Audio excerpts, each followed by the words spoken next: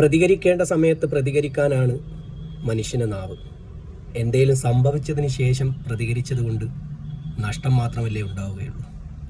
എന്തിനായിരുന്നു ഭയം?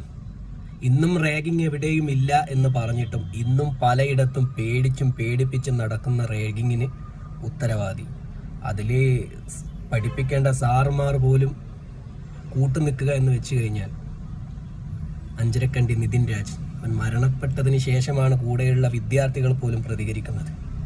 എന്തായിരിക്കും പ്രതികരിക്കാതിരിക്കുന്നത്? മാർക്ക് കുറയുമെന്ന് വിചാരിച്ചിട്ടോ, പേടിച്ചിട്ടോ? ആദ്യം മാറേണ്ടത് പേടിയാണ്.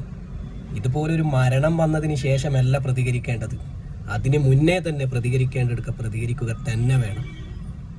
എത്ര കിട്ടിയാലും പഠിക്കാത്ത ലോകമാണ്. കുറച്ചു കാലം ഇതും ഒരു വാർത്തയാണ്, അത് കഴിഞ്ഞാൽ അവനും നഷ്ടം, അവൻ്റെ കുടുംബത്തിന് നഷ്ടം.